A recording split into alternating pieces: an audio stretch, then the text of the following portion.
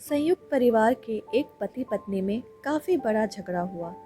यह झगड़ा उन छोटे मोटे झगड़ों से ज़्यादा गंभीर था जो हर पति पत्नी में सामान्यतः होता है, क्योंकि इस झगड़े में एक दूसरे की आलोचना करते करते बात इतनी बिगड़ गई थी कि पति पत्नी एक दूसरे से अब तलाक मांगने तक बातें करने लगे थे। संयुक्त परिवार के बाकी सभी लोग बहुत परेशान हो गए थे और वह सब किसी तरह इन दोनों को समझाकर इस झगड़े का अंत करना चाहते थे। जब सभी के प्रयास काम नहीं आए तो वे लोग पति पत्नी के इस जोड़े को घर के सबसे बुजुर्ग सदस्य यानी कि दादाजी के पास लेकर गए। जब दोनों पति पत्नी दादाजी के कमरे में प्रवेश किए तो दादाजी ने उन दोनों को बैठने के लिए कहा और फिर पूछा कि बताओ तुम्हारी समस्या क्या है। दोनों पति पत्नी एक साथ बोल पड़े और एक दूसरे पर आलोचनाओं की झड़ी लगा दी। जितनी कमियां पत्नी अपने पति में गिना रही थी, उससे ज़्यादा कमियां पति भी अपनी पत्नी में गिना रहा था और कई मिनटों तक ये सिलसिला चलता रहा। दादाजी ने भी इन दोनों को नहीं रोका और इनको अपना अपना गुस्सा एक दूसरे पर उतारने दिया। आखिर में जब दोनों एक दूसरे की बुराइयां करके थक गए और शांत होकर बैठ गए, तब दादाजी ने उन दोनों से कहा, अब दोनों एक दूसरे की कुछ अच्छाइयाँ बताओ। जब अच्छाई बताने का समय आया तब दोनों ही पति और पत्नी एकदम चुप हो गए। शायद गुस्से में उन्हें कुछ याद नहीं आ रहा था या फिर गुस्से की वजह से वो एक दूसरे की अच्छाइयाँ बताना नहीं चाहते थे।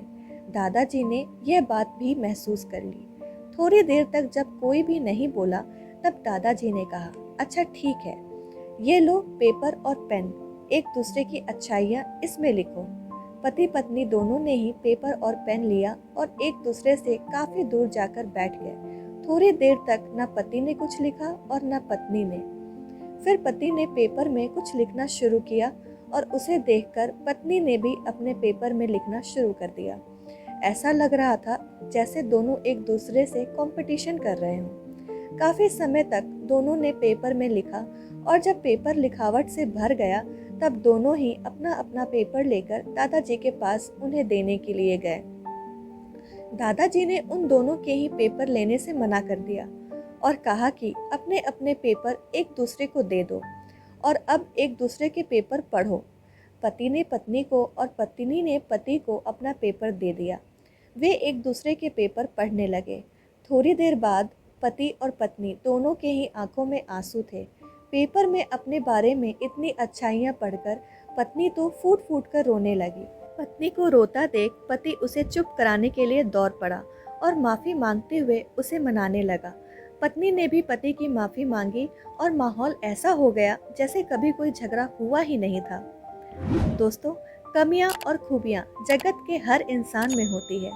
अब ये हमारे ऊपर होता है कि हम कमियां देखकर अपने जीवन को नर्क बना लें या खूबियां देखकर अपने जीवन को स्वर्ग बना दें। आशा करती हूँ दोस्तों ये छोटी सी कहानी आप लोगों को पसंद आई होगी। कहानी अच्छी लगी हो तो वीडियो को लाइक, शेयर और चैनल को सब्सक्राइब करना ना भूलें। वीडियो पूरा देखने के लिए आपका बहुत बहुत धन्यवाद।